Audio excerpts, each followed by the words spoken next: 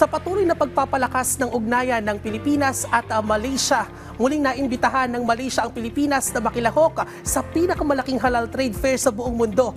Ang ilang detalye sa paparating na pagtitipon, narito panoorin nating lahat. Ngayong taon lamang ay inilunsad ng Philippine Halal Export Development and Promotion Board ang Halal Friendly Philippines Campaign. Hangad ng inisyatibong ito na gawing fastest growing at most halal-friendly hub sa Asia-Pacific region ang Pilipinas. At ang isa sa nagpahiwatig ng kanilang suporta at handang tumulong sa hangaring ito ng ating pamahalaan ay ang bansang Malaysia, na kinikilalang global leader pagdating sa halal industry. Dahil dito ay taon-taong iniimbitahan ng Malaysia ang Pilipinas para makiisa sa world's largest halal trade fair, ang Malaysia International Halal Showcase o MIHAS. Ito ay hosted by the Ministry of Investment, Trade and Industry ng Malaysia at inorganisa ng Malaysia External Trade Development Corporation o MATRADE.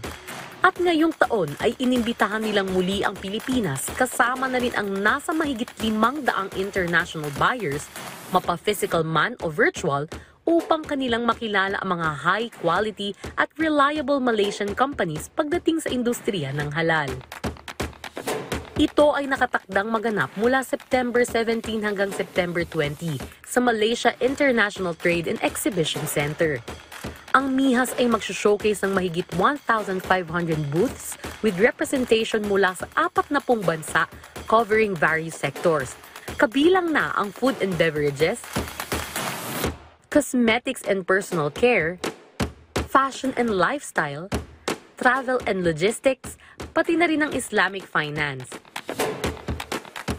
Ang pagsuporta ng Pilipinas at Malaysia sa isa't isa ay nagpapakita lamang ng 60 taon na commitment ng dalawang bansa na mas i-enhance pa ang bilateral ties nila patungo sa regional stability at mutual prosperity.